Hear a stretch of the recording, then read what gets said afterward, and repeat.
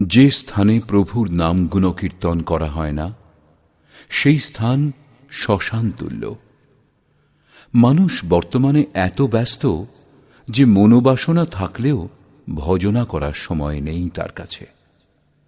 এরূপ পরিস্থিতিতে গীতা শাস্ত্রের বার্তা কর্ণকুহরে প্রবেশ করা মাত্র পরম শ্রেয় এবং সমৃদ্ধির সংস্কারগুলির বীজ রোপিত হয়। ভগবানের দিব্য সন্দেশ যথার্থ গীতা শ্রবণের মাধ্যমে সারাটা দিন কাজের মাঝেও পরম প্রভুর স্মরণ হতে থাকবে। এটাই ভজনার অবলম্বন।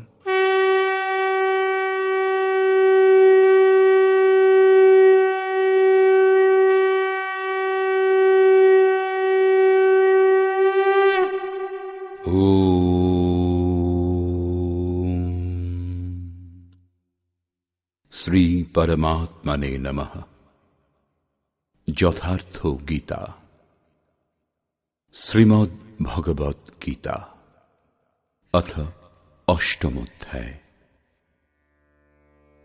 সপ্তম অধ্যায়ের শেষে যোগেশ্বর শ্রীকৃষ্ণ বললেন যে পুণ্যকর্মা, নিয়ত কর্ম আরাধনা করেন যারা, সেই যোগীগণ সমস্ত পাপ থেকে মুক্ত হয়ে সেই ব্যাপ্ত ব্রহ্মকে জানেন।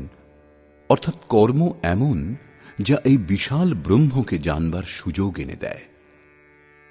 কর্মে প্রবৃত্ত পুরুষগণ ব্যাপ্ত ব্রহ্ম, সম্পূর্ণ কর্ম, সম্পূর্ণ অধ্যাত্ম, সম্পূর্ণ অধিদৈব, অধিভূত এবং অধিযজ্ঞ সহিত আমাকে জানেন। অতএব কর্ম এই সমস্তের সঙ্গে আমাদের পরিচয় করিয়ে দেয়। এমনকি শেষ সময়েও তারা আমাকেই জানেন। তাদের আমাকে জানা কখনো বিস্মৃত হয় না। এই প্রসঙ্গে অর্জুন এই অধ্যায়ের প্রারম্ভেই সেই শব্দগুলির পুনরাবৃত্তি করে জিজ্ঞাসা করলেন। অর্জুন উবাচ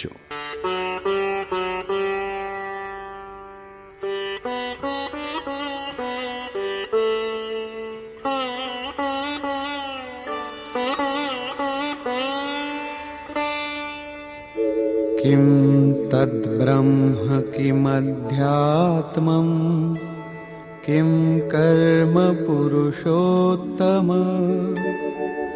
অধিভূতং চ কিম প্రోক্তম অধিদৈবং কিমুচ্যতে। হে পুরুষোত্তম, ব্রহ্ম কি, অধ্যাত্ম কি, কর্ম কি, অধিভূত এবং অধিদৈব কাকে বলে?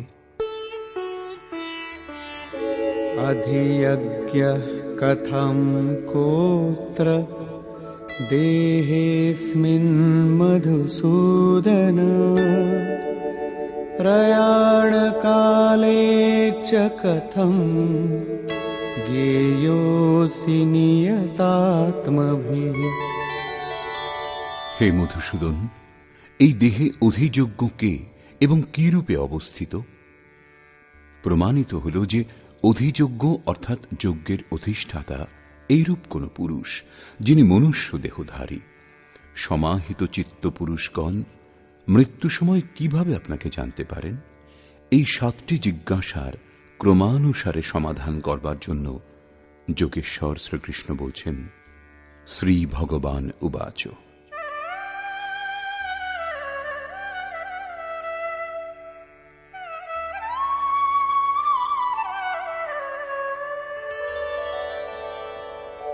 অক্ষরম ব্রহ্ম পরমং স্বভাবোধ্যাত্মমুচ্যতে ভূতভাবোদ্ভবকরো বিসর্গঃ কর্ম সংগীতঃ।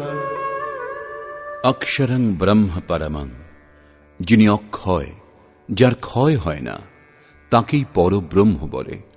স্বভাব অধ্যাত্মম উচ্যতে, স্বয়ংয়ে স্থিরভাবে অধ্যাত্ম, অর্থাৎ এটাই আত্মার আধিপত্য। এর পূর্বে সকলেই মায়ার আধিপত্যে অবস্থান করে, কিন্তু যখন স্বভাব অর্থাৎ স্বরূপে স্থির ভাব, স্বয়ংে স্থির ভাব লাভ হয়, তখন আত্মার আধিপত্য তার উপর আরোপ হয়। এই হল অধ্যাত্মের পরাকাষ্ঠা। ভূত ভাবোদ্ভবকরা, ভূতগণের সেই সমস্ত ভাব যা কিছু না কিছু উদ্ভব করে, অর্থাৎ প্রাণীগণের সেই সব সংকল্প যা ভালো অথবা মন্দ সংস্কারের রচনা করে, তাদের বিসর্গ অর্থাৎ বিসর্জন, সে সমস্ত বিলুপ্ত হওয়াই কর্মের পরাকাষ্ঠা।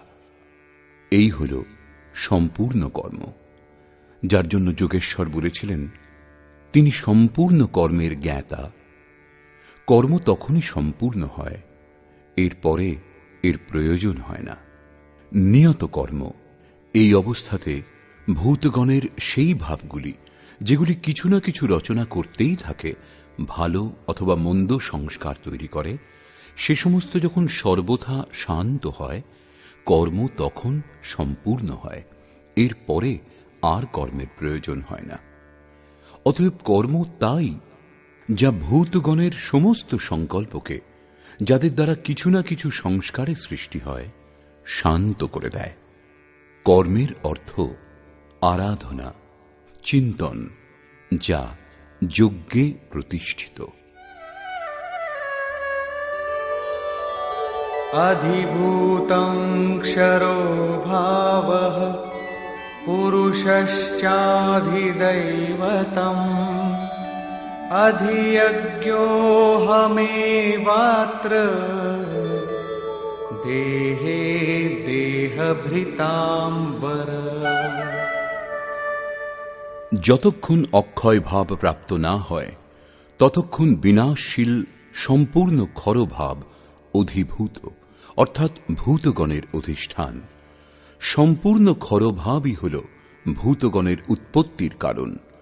পুরুষঃ চ অধিদৈবতম, এবং প্রকৃতির ঊর্ধ্বে পরম পুরুষ স্থিত যিনি, তিনি অধিদৈব, অর্থাৎ সম্পূর্ণ দেবগণের দৈবী সম্পদের অধিষ্ঠাতা। দৈবী সম্পদ সেই পরম দেবে বিলীন হয়ে যায়। দেহধারীগণের মধ্যে শ্রেষ্ঠ অর্জুন, এই মনুষ্য দেহে আমি অধিযজ্ঞ, অর্থাৎ যজ্ঞের অধিষ্ঠাতা। অতএব অব্যক্ত স্বরূপে স্থিত মহাপুরুষই এই দেহে অধিযজ্ঞ।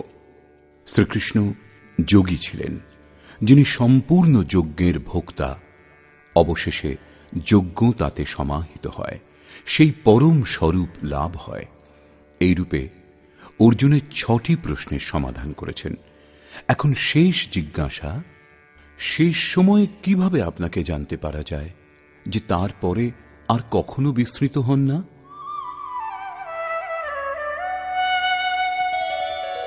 অন্তকালে চ মামেব স্মরन् মুক্ত্বা কলেবরম ইয়ঃ প্রয়াতি সমদ্ভাবম याति नास्त्यत्र संशयः।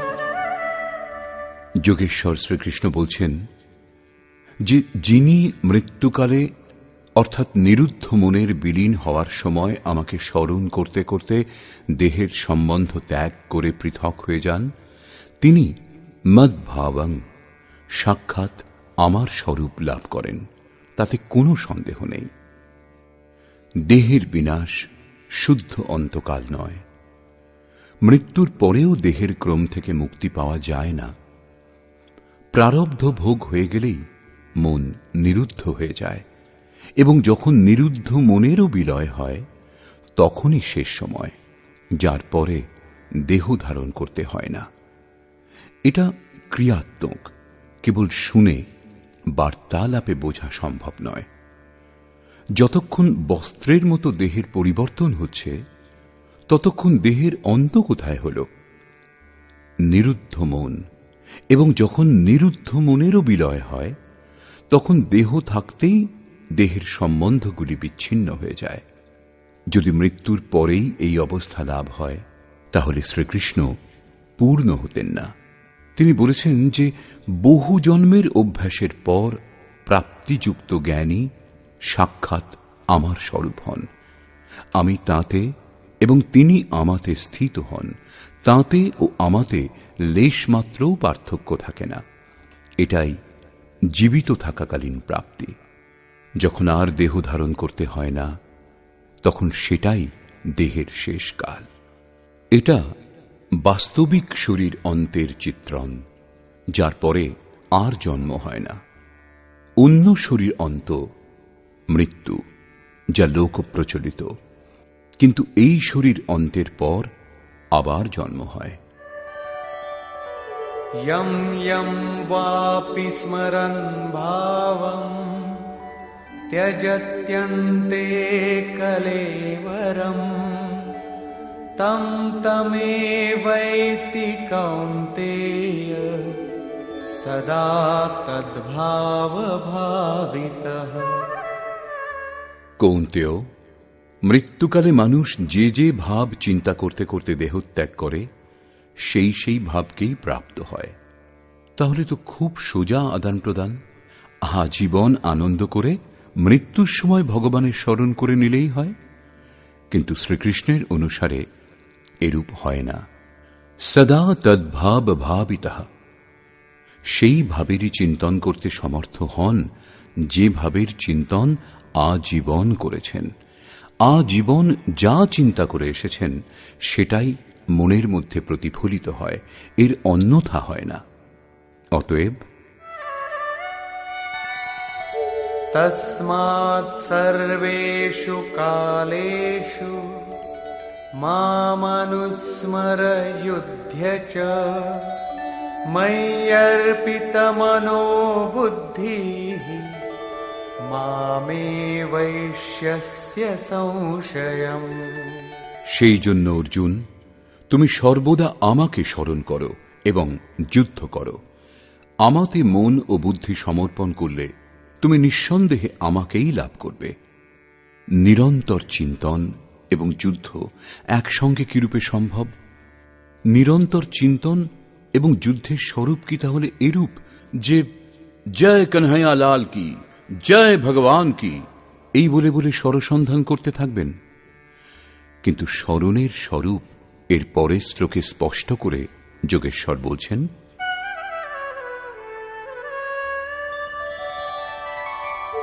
অভ্যাসযোগযুক্তেন চেতসা নান্যগামিনা পরমং পুরুষং দিব্যং याति পার্থানুচিন্তয়ন। হে পার্থ, সেই স্মরণের জন্য যোগাভ্যাসে যুক্ত হয়ে, অর্থাৎ আমার চিন্তন এবং যোগের অভ্যাস একে অন্যের পর্যায়ভুক্ত, অনন্যগামী চিত্তে নিরন্তর চিন্তন করতে করতে যোগী পরম প্রকাশ স্বরূপ দিব্য পুরুষ অর্থাৎ পরমাত্মাকে লাভ করেন। মনে করুন এই পেন্সিলটা ভগবান, তাহলে এখন এটা ছাড়া অন্য কোনো বস্তুর স্মরণ উচিত নয়। এর আশেপাশে যদি আপনি বই অথবা অন্য কিছু দেখতে পান, তাহলে আপনার স্মরণ খণ্ডিত হয়ে গেছে। স্মরণ যখন এইরূপ সূক্ষ্ম হয় যে ইষ্টের অতিরিক্ত অন্য কোনো বস্তুর স্মরণ পর্যন্ত হয় না, মনে তরঙ্গও ওঠে না। তাহলে এখন কথা হলো যে স্মরণ এবং যুদ্ধ একসঙ্গে কি করে হবে? বস্তুত যখন আপনি চিত্তকে সব দিক থেকে সংযত করে নিজের একমাত্র আরাধ্যের স্মরণে প্রবৃত্ত হবেন, তখন মায়াময় প্রবৃত্তিরূপে কাম, ক্রোধ, রাগ, দ্বেষ বাধারূপে উপস্থিত হবে। আপনি স্মরণ করে যাবেন, কিন্তু তারা আপনার অন্তরে উদ্বেগের সৃষ্টি করবে, আপনার মনকে স্মরণ থেকে বিচলিত করবার চেষ্টা করবে।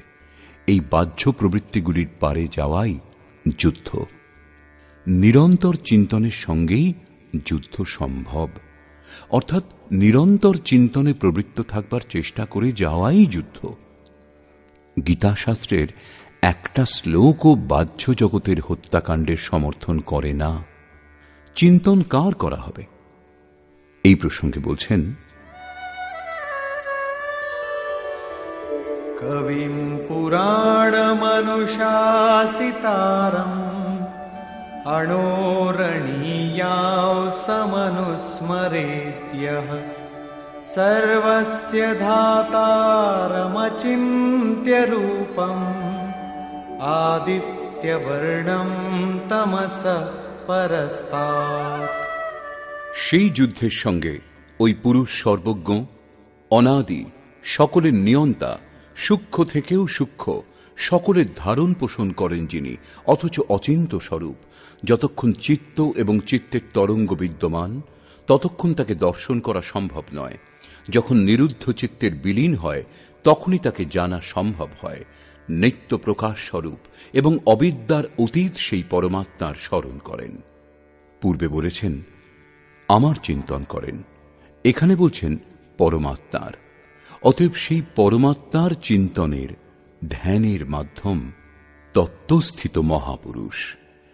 এই ক্রমেই प्रयाणकाले मनसाचलेन भक्त्या युक्तो योगबलेन चैव भ्रुवोर्मध्ये प्राणमावेश्य सम्यक् सतं परं पुरुषमुपैति दिव्यम्।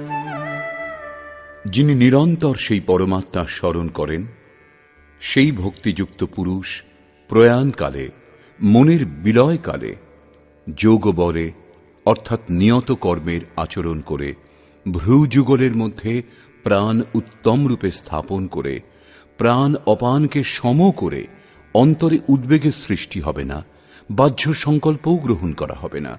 সত্য, রজ ও তম উত্তম রূপে শান্ত হবে, স্মৃতি ইষ্টে স্থিত হবে। সেই কালে সেই অচল মন অর্থাৎ স্থির বুদ্ধি পুরুষ, ওই দিব্য পুরুষ পরমাত্মাকে লাভ করেন। সতত স্মরণীয় যে সেই একমাত্র পরমাত্মার প্রাপ্তির বিধান যোগ। তার জন্য নিয়ত ক্রিয়ার আচরণই যোগক্রিয়া, যার সবিস্তার বর্ণনা যোগেশ্বর ৪র্থ থেকে ৬ষ্ঠ অধ্যায়ে করেছেন। এখন তিনি বলছেন, নিরন্তর আমাকেই স্মরণ করো। কি রূপে করা হবে? এই যোগ ধারণায় স্থির থেকে করতে হবে। যিনি এই রূপ কর্ম করেন, তিনি সেই দিব্য পুরুষকে লাভ করেন, যিনি আর কখনো বিস্মৃত হন না।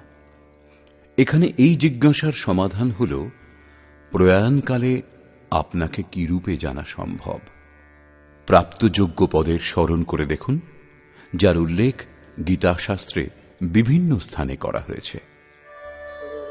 यदक्षरं वेदविदो वदन्ति विशन्ति यद्यतयो वीतरागाः यदिच्छन्तो ब्रह्मचर्यं चरन्ति तत्ते पदं संग्रहेण प्रवक्ष्ये।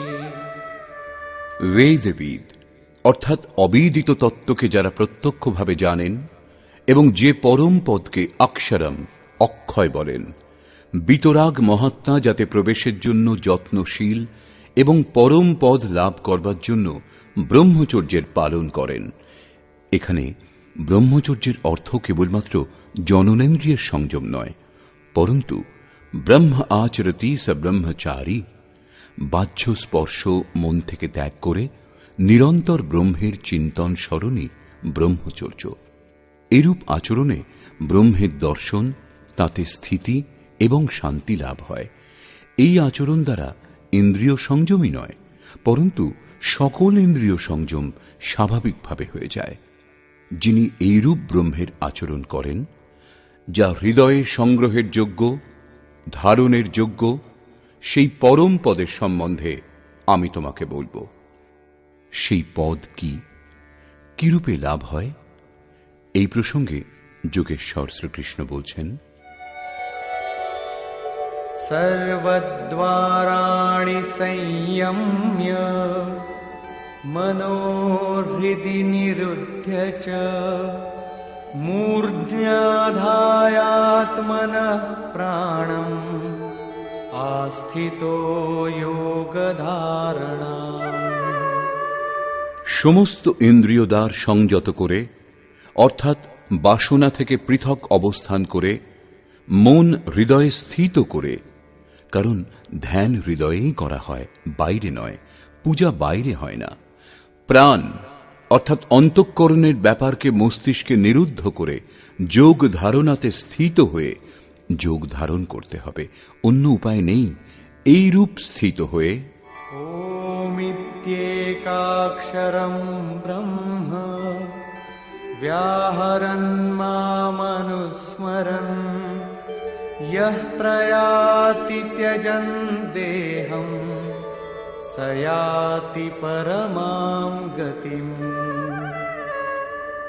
যে পুরুষ ওম ইতি ওম কেবল যা অক্ষয় ব্রহ্মের পরিচায়ক এর জপ এবং আমাকে স্মরণ করতে করতে দেহ ত্যাগ করেন, সেই পুরুষ পরম গতি লাভ করেন। শ্রীকৃষ্ণ যোগেশ্বর পরম তত্ত্বে স্থিত মহাপুরুষ সদ্গুরু ছিলেন। যোগেশ্বর শ্রীকৃষ্ণ বললেন যে ওম অক্ষয় ব্রহ্মের পরিচায়ক, তুমি এর জপ করো এবং আমার ধ্যান করো। প্রাপ্তিযুক্ত প্রত্যেক মহাপুরুষের নাম তাই হয় যা তাঁরা লাভ করেন, যার মধ্যে তাঁরা বিলীন হন। সেই নাম ওম এবং রূপ নিজের বললেন। যোগেশ্বর কৃষ্ণ কৃষ্ণ জপ করবার নির্দেশ দেননি। কালান্তরে ভাবুকগণ তার নাম জপ করতে শুরু করে দেয় এবং শ্রদ্ধা অনুসারে ফলও পেয়ে থাকে। যেমন মানুষের শ্রদ্ধা যেখানেই হয় সেখানেই আমি তার শ্রদ্ধা স্থির করি এবং আমি ফলের বিধানও করি। ভগবান শিব রাম নাম জপ করবার জন্য জোর দিয়েছেন। रमन्ते योगिनो यस्मिन स रामः रा और म के बीच में कबीरा रहा लुकाया। রা ও ম এই দুই অক্ষরের অন্তরালে কবির নিজের মনকে স্থির করতে সক্ষম হয়েছিলেন। শ্রীকৃষ্ণ ওম জপ করবার উপর জোর দিচ্ছেন। ওহম স ওম অর্থাৎ ওই সত্তা আমার মধ্যে আছেন, বাইরে খুঁজতে শুরু করে দেবেন না যেন। এই ওমও পরম সত্তার পরিচয় প্রদান করে শান্ত হয়ে যায়। বাস্তবে সেই প্রভুর নাম অনন্ত, কিন্তু জপ করবার জন্য সেই নাম সার্থক যা ছোট, শ্বাসে লীন হয়ে যায় এবং পরমাত্মা এক বোধ করিয়ে দেয়। তাঁকে ভুলে বহু দেবী দেবতার অবিবেকপূর্ণ কল্পনাতে জড়িয়ে লক্ষ্য থেকে দৃষ্টি সরিয়ে দেবেন না। পূজ্য মহারাজজি বলতেন, আমার রূপ চিন্তা করবে এবং শ্রদ্ধা অনুসারে যে কোনো 2-2.5 অক্ষরের নাম ওম, রাম, শিব এদের মধ্যে থেকে একটা বেছে তার জপ করবে। তার চিন্তন এবং তারই অর্থ স্বরূপ ইষ্টের স্বরূপের ধ্যান করবে। ধ্যান সদ্গুরুদেবেরই করা হয়। আপনি রাম, কৃষ্ণ অথবা বিতরাগ বিষয়ম ওয়া চিত্তম বিতরাগ মহাত্মাগণের অথবা যথাভিমত ধ্যানাদ্বা যে কোনো মহাপুরুষের স্বরূপের ধ্যান করুন। তিনি অনুভবে আপনার সঙ্গে মিলিত হবেন এবং আপনার সমকালীন কোনো সদ্গুরুর দিকে এগিয়ে দেবেন, যার মার্গদর্শনে আপনি ধীরে ধীরে প্রকৃতির ক্ষেত্রের পারে চলে যাবেন। আগে আমিও এক দেবতার, শ্রীকৃষ্ণের বিরাট রূপ, সেই ছবির ধ্যান করতাম, কিন্তু পূজ্য মহারাজজির ভাবধারায় প্রবাহিত হয়ে তা শান্ত হয়ে গেছে। প্রারম্ভিক সাধক নাম জপ করেন ঠিকই, কিন্তু মহাপুরুষের স্বরূপের ধ্যান করতে তারা ইতস্তত বোধ করেন, অর্জিত সংস্কার ত্যাগ করতে পারেন না। যোগেশ্বর শ্রীকৃষ্ণ অন্য দেবতার ধ্যান করতে নিষেধ করেছেন।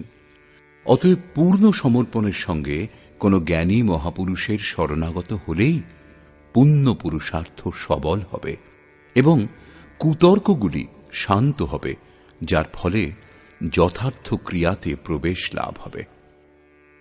যোগেশ্বর শ্রীকৃষ্ণের অনুসারে ওম জপ এবং পরমাত্মস্বরূপ সদ্গুরুর স্বরূপের নিরন্তর স্মরণ করলে মন নিরুদ্ধ এবং বিলীন হয়ে যায় এবং পরক্ষণেই দেহের সম্বন্ধ বিচ্ছিন্ন হয়ে যায়। কেবল মৃত্যু হলেই দেহধারণ থেকে মুক্তি পাওয়া যায় না। अनन्यचेताः सततम् यो मां स्मरति नित्यशः तस्याहं सुलभः पार्थ नित्ययुक्तस्य योगिनः। আমা ব্যতীত কাউকে চিত্তে ঠাঁই দেন না, অর্থাৎ অনন্য চিত্ত হয়ে যিনি নিরন্তর আমার স্মরণ করেন সেই নিত্য আমাতে যুক্ত যোগীর কাছে আমি সহজলভ্য। আপনি সহজলভ্য হলে কি লাভ? मामुपेत्य पुनर्जन्म दुःखालयमशाश्वतम् नाप्नुवन्ति महात्मानः संसिद्धिं परमां गताः। আমাকে লাভ করলে তাদের দুঃখের স্থান স্বরূপ ক্ষণভঙ্গুর পুনর্জন্ম হয় না, পরন্তু পরম সিদ্ধি লাভ হয়। অর্থাৎ আমাকে লাভ করা অথবা পরম সিদ্ধি লাভ করা একই কথা। কেবল তাঁদের পুনর্জন্ম হয় না যারা ভগবানকে লাভ করেছেন। তাহলে পুনর্জন্মের সীমা কত দূর পর্যন্ত? আব্রহ্মভুবনাল্লোকাঃ পুনরাবর্তিনোऽর্জুন মামুপেত্য তু কৌন্তেয় পুনর্জন্ম ন বিদ্যতে। অর্জুন, ব্রহ্মা থেকে শুরু করে কীট পতঙ্গাদি সমস্ত লোকই পুনরাবর্তনশীল, জন্মগ্রহণ করে ও মৃত্যু হয় এবং পুনঃ পুনঃ এই ক্রমেই চলতে থাকে। কিন্তু কৌন্তেয়, আমাকে লাভ করলে আর পুনর্জন্ম হয় না। ধর্মগ্রন্থগুলিতে লোক লোকান্তরের পরিকল্পনা ঈশ্বর পথের বিভূতিগুলির বোধ করিয়ে দেয়, যা হল আন্তরিক অনুভব। অন্তরিক্ষে এমন কোনো গর্ত নেই যেখানে কীট দংশন করে, এবং কোনো প্রাসাদও নেই যাকে স্বর্গ বলা হয়। দৈবী সম্পদযুক্ত পুরুষই দেবতা এবং আসুরী সম্পদযুক্ত মানুষই অসুর। স্বয়ং শ্রীকৃষ্ণের আত্মীয় কংস রাক্ষস এবং বানাসুর দৈত্য ছিল। দেব, মানব, তির্যক যোনিগুলি হল বিভিন্ন লোক। শ্রীকৃষ্ণের অনুসারে এই জীবাত্মা মন এবং 5টি ইন্দ্রিয়কে নিয়ে জন্ম জন্মান্তরের সংস্কার সমূহের অনুরূপ নতুন দেহ ধারণ করে। যে দেবতাদের অমর বলা হয় তারাও মরণ ধর্মা। ক্ষীণে পূর্ণে মর্ত্যলোকম বিশন্তি। এর থেকে বেশি ক্ষতি কি হতে পারে? সেই দেবদেহে কি লাভ যাতে সঞ্চিত পুণ্য শেষ হয়ে যায়? দেবলোক, পশুলোক, কীট পতঙ্গাদি সমস্ত লোক ভোগলোক মাত্র।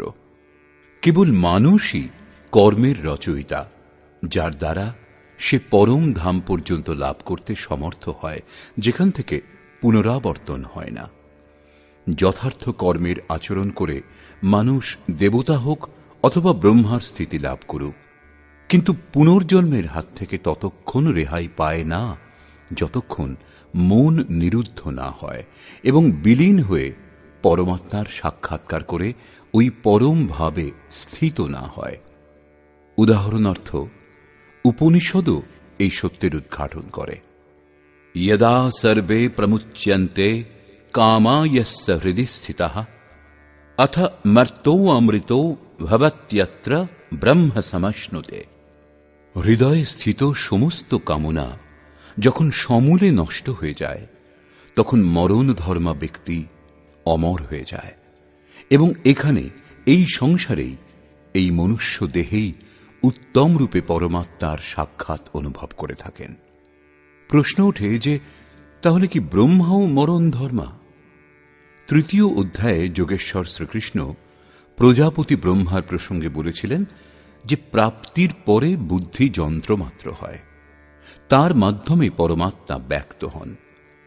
এইরূপ মহাপুরুষগণ দ্বারাই যজ্ঞের সংরচনা হয়েছে এবং এখানে বলছেন যে ব্রহ্মার স্থিতি লাভ করেছেন যিনি, তিনিও প্রত্যাবর্তন করেন। যোগেশ্বর শ্রীকৃষ্ণ কি বলতে চাইছেন? বস্তুত যে মহাপুরুষগণের মাধ্যমে পরমাত্মা ব্যক্ত হন সেই মহাপুরুষগণের বুদ্ধিও ব্রহ্মা নয়, কিন্তু উপদেশ দেন ও কল্যাণের সূত্রপাত করেন, সেই জন্য ব্রহ্মা বলা হয়। তাঁরাও ব্রহ্মা নন, তাঁদের কাছে নিজের বুদ্ধি বলে কিছু থাকে না। কিন্তু এর পূর্বে সাধনাকালে বুদ্ধি ব্রহ্মা, অহংকার শিব, বুদ্ধি অজা, মন শশী, চিত্ত মহান। সাধারণ ব্যক্তির বুদ্ধি ব্রহ্মা নয়। বুদ্ধি যখন ইষ্টে স্থিত হয় তখনই ব্রহ্মার রচনা হয়, যার 4টি সোপান সম্বন্ধে মনীষীগণ বলেছেন। পূর্বে 3য় অধ্যায় বলেছেন, স্মরণ করে দেখতে পারেন, ব্রহ্মবিদ, ব্রহ্মবিদ্যর, ব্রহ্মবিদ্যরিয়ান, ব্রহ্মবিদ্যরিষ্ট। ব্রহ্মবিদ সেই বুদ্ধিকে বলে যা ব্রহ্মবিদ্যার সঙ্গে সংযুক্ত। যিনি ব্রহ্মবিদ্যাতে শ্রেষ্ঠত্ব অর্জন করেছেন তিনিই ব্রহ্মবিদ্যর। ব্রহ্মবিদ্যরিয়ান সেই বুদ্ধি যার সাহায্যে পুরুষ ব্রহ্মবিদ্যাতে দক্ষতাই নয়, পরন্তু তার নিয়ন্ত্রক, সঞ্চালক হয়ে যান। ব্রহ্মবিদ্যরিষ্ট বুদ্ধির শেষ সীমা, যার মাধ্যমে ইষ্ট প্রবাহিত হন। বুদ্ধির অস্তিত্ব এতদূর পর্যন্তই, কারণ যে ইষ্ট প্রবাহিত হন তিনি ও গ্রহণকর্তা বুদ্ধি এখনো পৃথক পৃথক, এখনো তা প্রকৃতির মধ্যেই সীমাবদ্ধ। এখন স্বয়ং প্রকাশ স্বরূপে যখন বুদ্ধি ব্রহ্মা থাকে, জাগ্রত থাকলে সম্পূর্ণ ভূত অর্থাৎ চিন্তনের প্রবাহ জাগ্রত থাকে, এবং যখন অবিদ্যাতে থাকে তখন অচৈতন্য অবস্থায় থাকে। একেই প্রকাশ ও অন্ধকার, দিন ও রাত্রি বলে সম্বোধন করা হয়। ব্রহ্মবিদ্যেতার সেই শ্রেণীকে ব্রহ্মা বলে যার মধ্যে ইষ্টের ভাবধারা প্রবাহিত হয়। ইষ্ট লাভ করেও সর্বোৎকৃষ্ট বুদ্ধিতে বিদ্যার অর্থাৎ যিনি স্বয়ং প্রকাশ স্বরূপ তাঁতে বিলীন করে দিন এবং অবিদ্যার রাত্রি, প্রকাশ এবং অন্ধকার ক্রমাগত চলতে থাকে। এতদূর পর্যন্ত মায়া সাধকের উপর প্রভাব বিস্তার করতে পারে। প্রকাশকালে অচেতন ভূত সচেতন হয়ে যায়, লক্ষ্য দৃষ্টিগোচর হয়, এবং বুদ্ধির অন্তরালে অবিদ্যার রাত্রির প্রবেশকালে সমস্ত ভূত অচৈতন্য হয়ে যায়। বুদ্ধি স্থির করতে পারে না, স্বরূপের দিকে এগোনো বন্ধ হয়ে যায়। এটাই ব্রহ্মার দিন এবং রাত্রি। দিনের আলোয় বুদ্ধির হাজার হাজার প্রবৃত্তিগুলিতে ঈশ্বরীয় প্রকাশ অনুভব হয়, এবং অবিদ্যার রাত্রিতে এই হাজার হাজার স্তরের মধ্যে অচৈতন্য অবস্থার অন্ধকার নেমে আসে। শুভ এবং অশুভ, বিদ্যা এবং অবিদ্যা, এই দুটি প্রবৃত্তি সম্পূর্ণরূপে শান্ত হওয়ার পরে, অর্থাৎ অচেতন এবং সচেতন, রাত্রিতে বিলীন এবং দিনে জেগে ওঠা, দুই প্রকার ভূতেরই অর্থাৎ সংকল্প প্রবাহ বিলীন হওয়ার পর সেই অব্যক্ত বুদ্ধিরও অতি ঊর্ধ্বে শাশ্বত অব্যক্ত ভাব প্রাপ্ত হয়, যা আর কখনো নষ্ট হয় না। ভূতের অচেতন এবং সচেতন উভয় স্থিতি লোপ পেলেই সেই সনাতন ভাব প্রাপ্ত হয়। বুদ্ধির এই 4টি অবস্থা পার করেই পুরুষ মহাপুরুষ হতে পারে, কিন্তু সেই মহাপুরুষের অন্তরালে বুদ্ধি থাকে না। বুদ্ধি পরমাত্মার যন্ত্রস্বরূপ হয়ে যায়, কিন্তু উপদেশ দেওয়ার জন্য, প্রেরণা দেওয়ার জন্য তাদের মধ্যে বুদ্ধির উপস্থিতি প্রতীত হয়। কিন্তু তাঁরা বুদ্ধির স্তরের ঊর্ধ্বে চলে যান, তাঁরা পরম অব্যক্ত ভাবে স্থিত হন, তাঁদের পুনর্জন্ম হয় না। কিন্তু এই অব্যক্ত স্থিতি লাভের আগে যতক্ষণ তাঁদের কাছে নিজ বুদ্ধি থাকে, যতক্ষণ তাঁরা ব্রহ্মা, ততক্ষণ তাঁরা পুনর্জন্মের পরিধির মধ্যে পড়েন। এই তথ্যগুলির উপর আলোকপাত করে যোগেশ্বর শ্রীকৃষ্ণ বলছেন, সহস্রযুগ পর্যন্তম অহর্যদ ব্রহ্মণো বিদুঃ रात्रिं युगसहस्रान्तां तेहोरात्रविदो जनाः। যারা সহস্র চতুর্যুগের ব্রহ্মার রাত্রি এবং সহস্র চতুর্যুগের তার দিন সম্বন্ধে অবগত হন, সেই পুরুষগণ সময়ের তত্ত্ব যথার্থ জানেন। প্রস্তুত শ্লোকে দিবারাত্রি বিদ্যা অবিদ্যাকে বলা হয়েছে। ব্রহ্মবিদ্যা সংযুক্ত বুদ্ধি ব্রহ্মার প্রবেশিকা এবং ব্রহ্মবিদ্যরিষ্ট বুদ্ধি ব্রহ্মার পরাকাষ্ঠা। বিদ্যা সংযুক্ত বুদ্ধিই হল ব্রহ্মার দিন। যখন বিদ্যা কার্যরত হয় তখন যোগী স্বরূপের দিকে এগিয়ে যান। অন্তঃকরণের শত শত প্রবৃত্তির মধ্যে ঈশ্বরীয় প্রকাশের সঞ্চার হয়। এইরূপ অবিদ্যার রাত্রির আগমনে অন্তঃকরণের হাজার হাজার প্রবৃত্তিগুলির মধ্যে মায়ার দ্বন্দ্ব প্রবাহিত হয়। প্রকাশ ও অন্ধকারের সীমা এতদূর পর্যন্তই। এরপরে না অবিদ্যা থাকে না বিদ্যাই থাকে। তখনই পরম তত্ত্ব পরমাত্মাকে জানতে পারা যায়। যিনি একে তত্ত্বত উত্তম রূপে জানেন, সেই যোগী কালের তত্ত্বকে জানেন, যে কখন অবিদ্যার রাত্রি হয়, কখন বিদ্যার দিন উপস্থিত হয়, কালের প্রভাব কতদূর পর্যন্ত অথবা সময়ের হাত থেকে কখন নিস্তার পাওয়া যায়। প্রারম্ভিক মনীষীগণ অন্তঃকরণকে চিত্ত অথবা কখনো কখনো বুদ্ধি বলে সম্বোধন করেছিলেন। কালান্তরে অন্তঃকরণকে মন, বুদ্ধি, চিত্ত এবং অহংকার এই চারটি প্রমুখ বৃত্তিতে বিভাজন করা হয়েছে, যদিও অন্তঃকরণের প্রবৃত্তি অনন্ত। বুদ্ধির অন্তরালেই অবিদ্যার রাত্রি বিদ্যমান এবং সেই বুদ্ধিতেই বিদ্যার দিনও বর্তমান। একেই ব্রহ্মার রাত্রি ও দিন বলে। জগৎরূপ রাত্রিতে সমস্ত জীব অচৈতন্য হয়ে পড়ে আছে। প্রকৃতিতে ভ্রান্ত হয়ে তাদের বুদ্ধি সেই প্রকাশ স্বরূপকে দেখতে পায় না। কিন্তু যিনি যোগের আচরণ করেন, তিনি চেতনা লাভ করে স্বরূপের দিকে এগিয়ে যান। যেমন গোস্বামী তুলসীদাস রামচরিত মানসে লিখেছেন, কবহু দিবস মহ নিবিড়তম কবহু প্রগট পতঙ্গ বিনসই উপজয়ী জ্ঞান জিমি পাই কুসঙ্গ সুসঙ্গ। বিদ্যার সঙ্গে সংযুক্ত বুদ্ধি কুসঙ্গে পড়ে অবিদ্যাতে পরিণত হয়। পুনরায় সুসঙ্গ লাভ করে সেই বুদ্ধিতেই বিদ্যার সঞ্চার হয়। এই উত্থান পতন সাধনা সম্পূর্ণ না হওয়া পর্যন্ত চলতে থাকে। সম্পূর্ণ হওয়ার পরে বুদ্ধি, ব্রহ্মা, রাত্রি, দিন কিছুই থাকে না। এই হল ব্রহ্মার দিবারাত্রির রূপক। হাজার হাজার বছর দীর্ঘ রাত্রি হয় না, হাজার হাজার চতুর্যুগের দিনও হয় না, এবং চার মুখ যুক্ত কোনো ব্রহ্মাও নেই। বুদ্ধির উপরোক্ত চারটি ক্রমিক অবস্থায় ব্রহ্মার চারটি মুখ এবং অন্তঃকরণের চারটি প্রমুখ প্রবৃত্তি তার চতুর্যুগ। এই প্রবৃত্তিগুলিতেই রাত্রি ও দিন ঘটে থাকে। যারা এই রহস্য সম্বন্ধে তত্ত্বত অবগত, সেই যোগীগণ কালের রহস্য সম্বন্ধে অবগত, যে কালের প্রভাব কত দূর পর্যন্ত এবং কোন পুরুষ কালের অতীত হন। দিবারাত্রি বিদ্যা অবিদ্যাতে কার্য ঘটে থাকে, তা যোগেশ্বর শ্রীকৃষ্ণ স্পষ্ট করছেন। অব্যক্তাদ্ব্যক্তয়ঃ সর্বাঃ প্রভবন্ত্যহরাগমে রাত্র্যাগমে প্রলীয়ন্তে তত্রৈবাব্যক্তসংজ্ঞকে।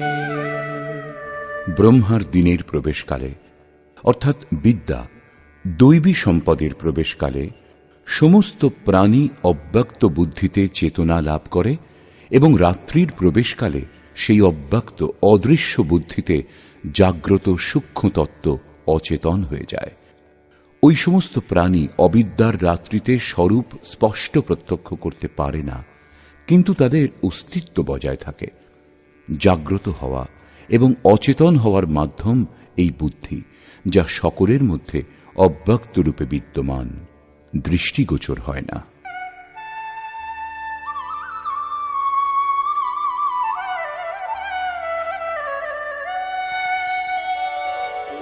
भूतग्रामः स एवायम् भूत्वा भूत्वा प्रलीयते रात्र्यागमे वशः पार्थ प्रभवत्यः रागमे। হে পার্থ, এইরূপ সমস্ত প্রাণী জাগ্রত হয়ে প্রকৃতির বশীভূত হয়ে অবিদ্যারূপী রাত্রির সমাগমে অচেতন হয়ে যায়। তারা বুঝতে পারে না যে তাদের লক্ষ্য কি। দিনের সমাগমে তারা পুনরায় জাগ্রত হয়। যতক্ষণ বুদ্ধি থাকে ততক্ষণ এর অন্তরালে বিদ্যা ও অবিদ্যার ক্রম চলতে থাকে, ততক্ষণ সেই সাধক মহাপুরুষ নয়। परस्तस्मात्तु भावोऽन्यो व्यक्तो व्यक्तात् सनातनः यः सः सर्वेषु भूतेषु नश्यत्सु न विनश्यति। ব্রহ্মা অর্থাৎ বুদ্ধি অব্যক্ত, ইন্দ্রিয়গ্রাহ্য নয়, এবং এর থেকেও পর সনাতন অব্যক্ত ভাব, যা সমস্ত ভূতের বিনাশ হলেও বিনাশ হয় না, অর্থাৎ বিদ্যাতে সচেতন এবং অবিদ্যাতে অচেতন, দিনে উৎপন্ন এবং রাত্রিতে বিলীন ভাবযুক্ত অব্যক্ত ব্রহ্মারও বিলীন হবার পরে সেই সনাতন অব্যক্ত ভাব প্রাপ্ত হয়, যার বিনাশ হয় না। বুদ্ধিতে এই ওঠাপড়ার তরঙ্গ যখন শেষ হয়, তখন সনাতন অব্যক্ত প্রাপ্ত হয়, যা আমার পরম ধাম। যখন সনাতন অব্যক্ত ভাব প্রাপ্ত হয়, তখন বুদ্ধিও সেই ভাবে ভাবিত হয়, সেই ভাবকেই ধারণ করে। সেজন্য বুদ্ধি বিলীন হয়ে যায় এবং তার পরিবর্তে সনাতন অব্যক্ত ভাব শুধু থাকে। अव्यक्तोऽक्षर इत्युक्तः तमाहुः परमां गतिम् यं प्राप्य न निवर्तन्ते तद्धाम परमं मम। সেই সনাতন অব্যক্ত ভাবকে অক্ষর অর্থাৎ অবিনাশী বলা হয়। একেই পরম গতি বলে। ওই আমার পরম ধাম, যা প্রাপ্ত হয়ে মানুষ ফিরে আসে না, তাদের পুনর্জন্ম হয় না। এই সনাতন অব্যক্ত ভাবের প্রাপ্তির উপায় বলছেন। পুরুষঃ স পরঃ পার্থ ভক্ত্যা লভ্যস্ত্বনন্যয়া यस्यान्तःस्थानि भूतानि येन सर्वमिदं ततम्। পার্থ, যে পরমাত্মার অন্তর্গত সমস্ত ভূতগণ, যার দ্বারা সমগ্র জগৎ পরিব্যাপ্ত, সনাতন অব্যক্ত ভাবযুক্ত সেই পরম পুরুষকে অনন্য ভক্তি দ্বারা লাভ করা যায়। অনন্য ভক্তির তাৎপর্য হল পরমাত্মা ভিন্ন অন্য কোনো দেবতার স্মরণ না করে তাঁর সঙ্গে যুক্ত হওয়া। অনন্যভাবে সংযুক্ত পুরুষ কতক্ষণ পুনর্জন্মের সীমার মধ্যে থাকেন এবং কখন তারা পুনর্জন্মের অতিক্রমণ করেন, এই প্রসঙ্গে যোগেশ্বর বলছেন, यत्र काले त्वनावृत्तिम् आवृत्तिं चैव योगिनः प्रयाता यान्ति तं कालं वक्ष्यामि भरतर्षभ। হে অর্জুন, যে কালে দেহত্যাগ করলে যোগীগণ পুনর্জন্ম লাভ করেন না এবং যে কালে দেহত্যাগ করলে পুনর্জন্ম লাভ করেন, এখন আমি সেই কালের কথা বলবো।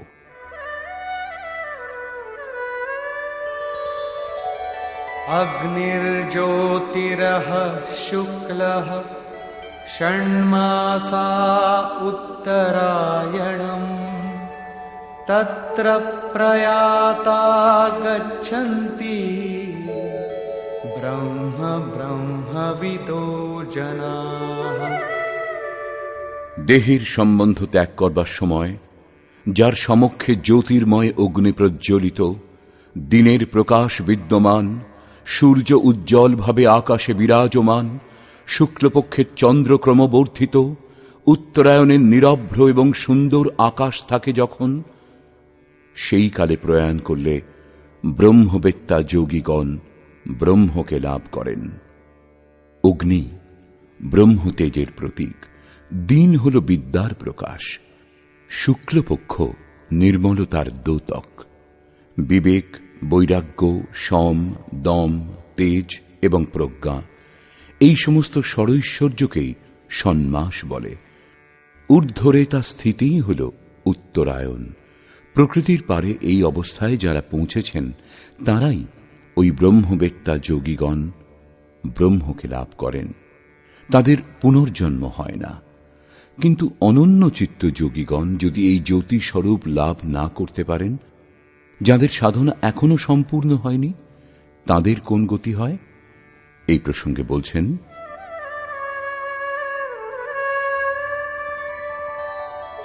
ধূমো রাত্রিস্তথা কৃষ্ণঃ ষণ্মাসা দক্ষিণায়নম তত্র চান্দ্রমসং জ্যোতি যোগী প্রাপ্য নিবর্ততে।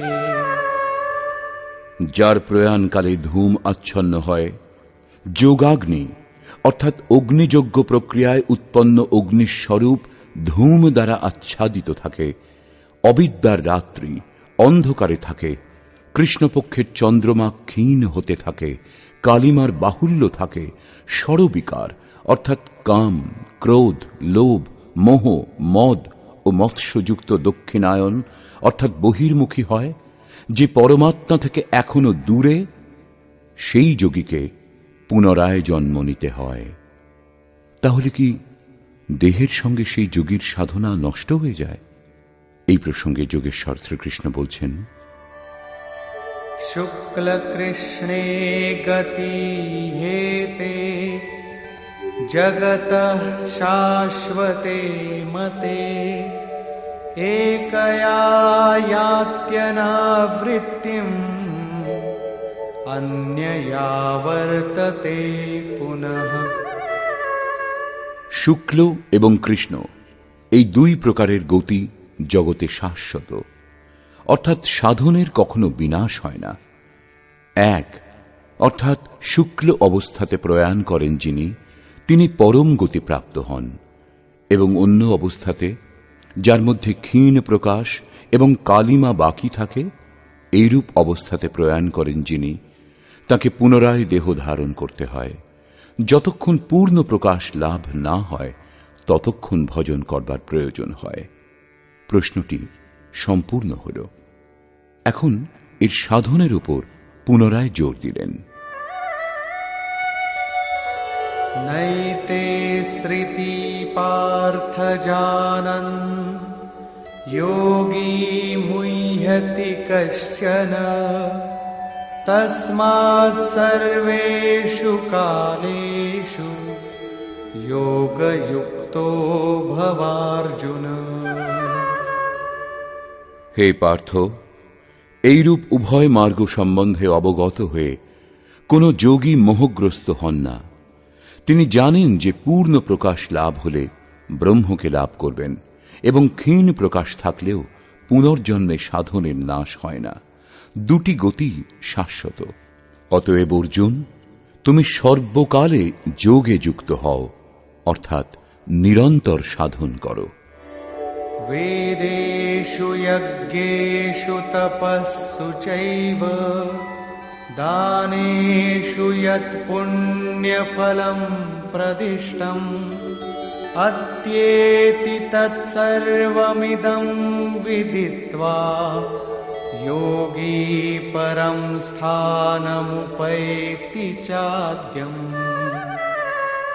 যোগী পুরুষ সাক্ষাৎকার করে, এইরূপ অবগত হয়ে, স্বীকার করে নয়, বেদ, যজ্ঞ, তপস্যা এবং দানের পুণ্য ফলগুলিকে নিঃসন্দেহে অতিক্রমণ করেন এবং সনাতন পরম পদ লাভ করেন। অবেদিত পরমাত্মাকে সাক্ষাৎ জানার নাম বেদ। সেই অবেদিত তত্ত্বকে অবগত হলে কি জানা বাকি থাকে? অতএব সম্পূর্ণ জ্ঞান হবার পরে বেদের প্রয়োজন থাকে না, কারণ যিনি অবগত তিনি এখন ভিন্ন নন। যজ্ঞ অর্থাৎ আরাধনা নিয়ত ক্রিয়া আবশ্যক ছিল, কিন্তু যখন এই তত্ত্ব সম্বন্ধে এখন অবগত, তখন কার জন্য ভজন করা হবে? মন এবং ইন্দ্রিয়গুলিকে লক্ষ্যের অনুরূপ তৈরি করাই তপস্যা। এই লক্ষ্য প্রাপ্তির পরে যোগী কার জন্য তপস্যা করবেন? মন, বচন ও কর্ম দ্বারা সর্বতোভাবে সমর্পণের নাম দান। এই সমস্তের পুণ্য ফল হল পরমাত্মার প্রাপ্তি। ফল এখন পৃথক নেই, সেই জন্য এইসবের প্রয়োজনীয়তা ফুরিয়ে যায়। সেই যোগী যজ্ঞ, তপস্যা, দান ইত্যাদির ফলকেও অতিক্রম করেন, তিনি পরম পদ লাভ করেন। নিষ্কর্ষ: বর্তমান অধ্যায়ে 5টি প্রমুখ বিষয়ের উপর বিবেচনা করা হয়েছে, যার মধ্যে সর্বপ্রথম 7ম অধ্যায়ের শেষে যোগেশ্বর শ্রীকৃষ্ণ দ্বারা বীজ আরোপিত প্রশ্নগুলিকে স্পষ্টভাবে বোঝাবার আগ্রহে বর্তমান অধ্যায়ের আরম্ভে অর্জুন 7টি প্রশ্ন করেছেন, যে ভগবান আপনি যার সম্বন্ধে বললেন সেই ব্রহ্ম কি, অধ্যাত্ম কি, সম্পূর্ণ কর্ম কি, অধিদৈব কাকে বলে, অধিভূত কাকে বলে, অধিযোগ্য কাকে বলে, এবং শেষ সময়ে আপনি কি রূপে স্মৃতিতে জেগে থাকেন যে আর কখনো বিস্মৃত হন না? যোগেশ্বর শ্রীকৃষ্ণ বলছেন যে যার কখনো বিনাশ হয় না তাই পরব্রহ্ম। স্বয়ংের উপলব্ধিযুক্ত পরম ভাবই অধ্যাত্ম। যার ফলে জীব মায়ার আধিপত্য থেকে মুক্ত হয়ে আত্মার আধিপত্যে চলে আসে তাই অধ্যাত্ম। এবং ভূতগণের সেই সমস্ত ভাব যা শুভ অথবা অশুভ সংস্কার উৎপন্ন করে, সেই সমস্ত ভাব স্থির হওয়া, বিসর্গ লোপ পাওয়া কর্মের সম্পূর্ণতা। এরপরে কর্ম করবার প্রয়োজন হয় না। অতএব কর্ম শুভাশুভ সংস্কারের উদ্গমকেই বিনষ্ট করে দেয়। এইরূপে ক্ষরভাব অধিভূত, অর্থাৎ ভূতগণের উৎপত্তির মাধ্যম বিনাশশীল বস্তু, সেগুলি ভূতগণের অধিষ্ঠাতা। পরম পুরুষই অধিদৈব। সমস্ত দৈবী সম্পদ তাঁতে বিলীন হয়। এই দেহে অধিযোগ্য আমি, অর্থাৎ যজ্ঞ যাতে বিলীন হয় তা আমি। যজ্ঞের অধিষ্ঠাতা আমি। যোগী আমার স্বরূপ লাভ করেন, অর্থাৎ শ্রীকৃষ্ণ যোগী ছিলেন। অধিযোগ্য যিনি, তিনি এই দেহেই বাস করেন, বাইরে নয়। শেষ প্রশ্নটি ছিল যে শেষ সময়ে কিরূপে আপনাকে জানা যায়। তিনি বললেন, যিনি নিরন্তর আমাকে স্মরণ করেন, আমার অতিরিক্ত অন্য কোনো বিষয়বস্তুর চিন্তনকে মনে ঠাঁই দেন না এবং এইরূপ আচরণ করে দেহের সম্বন্ধ ত্যাগ করেন, তিনি সাক্ষাৎ আমার স্বরূপ প্রাপ্ত হন। শেষ সময়েও তিনি আমাকেই প্রাপ্ত হন। দেহ ত্যাগ করবার পরেই এই উপলব্ধি হবে এমন কথা নয়। যদি মৃত্যুর পরে এই স্থিতি লাভ হতো, তাহলে শ্রীকৃষ্ণ পূর্ণ হতেন না। বহু জন্ম ধরে যে পথিক চলে আসছেন ও লাভ করছেন, সেই জ্ঞানী তার স্বরূপ হতেন না। সেই জন্য সম্পূর্ণরূপে মন নিরুদ্ধ, এবং এই নিরুদ্ধ মনেরও বিলয়ই হল অন্তকাল। তবেই এই দেহের উৎপত্তির মাধ্যম শান্ত হয়ে যায়। সেই সময় পরম ভাবে প্রবেশের যোগ্যতা লাভ হয়। যিনি এইরূপ স্থিতি লাভ করেছেন তার পুনর্জন্ম হয় না। এইরূপ প্রাপ্তির জন্য তিনি স্মরণের বিধান বললেন, যে অর্জুন নিরন্তর আমার স্মরণ করো এবং যুদ্ধ করো। এই দুটি কাজ একসঙ্গে করা কি করে সম্ভব? কদাচিৎ এরূপ হবে যে জয় গোপাল, হে কৃষ্ণ বলাও হবে, সঙ্গে সঙ্গে লাঠি চালনাও করা হবে। এখানে স্মরণের স্বরূপ স্পষ্ট করলেন যে যোগ ধারণাতে স্থির থেকে আমাকে ছাড়া অন্য কোনো বস্তুর স্মরণ না করে নিরন্তর স্মরণ করো। স্মরণ যখন এত গভীর, তখন যুদ্ধ কিভাবে সম্ভব? মনে করুন, এই পুস্তকটি ভগবান। আপনি যখন তার ধ্যান করবেন, তখন যেন এর আশেপাশের বস্তু, সম্মুখে যেগুলি আছে সেগুলির বা অন্য দেখাশোনা কোনো বস্তুর চিন্তা যেন মনে না ওঠে। এই সমস্ত যেন আপনি দেখতে না পান। যদি দেখতে পান তাহলে ঠিকভাবে স্মরণ হচ্ছে না। এইরূপ স্মরণে যুদ্ধ কি করে হবে?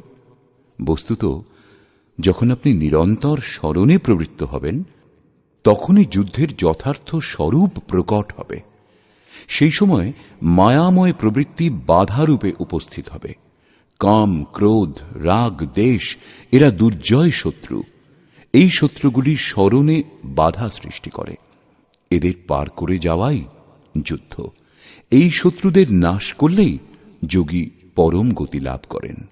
এই পরম গতি লাভ করবার জন্য অর্জুন, তুমি ওং জপ করো এবং ধ্যান আমার করো। অর্থাৎ শ্রীকৃষ্ণ যোগী ছিলেন, নাম ও রূপ আরাধনার চাবিকাঠি। যোগেশ্বর শ্রীকৃষ্ণ এই জিজ্ঞাসার সমাধান করলেন যে পুনর্জন্ম কি, কারা এর অন্তর্গত। তিনি বললেন, ব্রহ্মা থেকে শুরু করে যাবৎমাত্র জগৎ পুনরাবর্তী নিয়মের অন্তর্ভুক্ত এবং এদের সমাপ্তির পরেও আমার পরম অব্যক্ত ভাব এবং তাতে স্থিতি সমাপ্ত হয় না। এই যোগে প্রবিষ্ট পুরুষের গতি দুটি। যিনি পূর্ণ প্রকাশপ্রাপ্ত, ষড়ৈশ্বর্য সম্পন্ন এবং ঊর্ধ্বরেতা, যার মধ্যে লেশমাত্রও ত্রুটি নেই, তিনি পরম গতি লাভ করেন। যদি ওই যোগকর্তার মধ্যে লেশমাত্রও ত্রুটি থাকে, কৃষ্ণপক্ষের ন্যায় কালিমার সঞ্চার দেখা যায়, এইরূপ অবস্থাতে যার দেহের সময় পূর্ণ হয়, সেই যোগীকে জন্ম নিতে হয়। তিনি সামান্য জীবের মতো জন্মমৃত্যুর চক্রে জড়ান না, পরন্তু জন্ম নিয়ে বাকি সাধনা সম্পূর্ণ করেন। এইরূপে পরের জন্মে সেই ক্রিয়ার আচরণ করে তিনিও সেখানেই পৌঁছন যার নাম পরম ধাম। এর পূর্বেও শ্রীকৃষ্ণ বলেছেন যে এর সামান্য সাধনও জন্মমৃত্যুর মহাভয় থেকে উদ্ধার করে। উভয় পথই শাশ্বত, কখনো নিশ্চিহ্ন হয় না। এই যথার্থকে বুঝে পুরুষ যোগ থেকে ভ্রষ্ট হন না। অর্জুন, তুমি যোগী হও। যোগী বেদ, তপস্যা, যজ্ঞ এবং দানের পুণ্যফলকে লঙ্ঘন করে যান, পরম গতি প্রাপ্ত হন। বর্তমান অধ্যায়ে পরম গতির উল্লেখ কয়েকবারই করা হয়েছে, যাকে অব্যক্ত, অক্ষয় এবং অক্ষর বলে সম্বোধিত করা হয়েছে, যা কখনো ক্ষয় অথবা বিনাশ হয় না। অতএব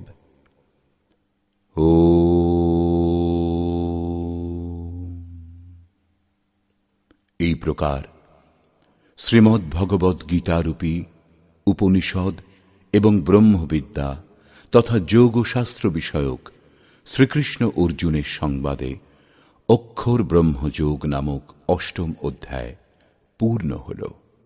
এই প্রকার শ্রীমৎ পরমহংস পরমানন্দজির শিষ্য স্বামী অর্গড়ানন্দকৃত শ্রীমদ্ ভগবদ্ গীতার ভাষ্য যথার্থ গীতাতে অক্ষর ব্রহ্মযোগ নামক অষ্টম অধ্যায় সমাপ্ত হল। হরি ওম তৎসৎ।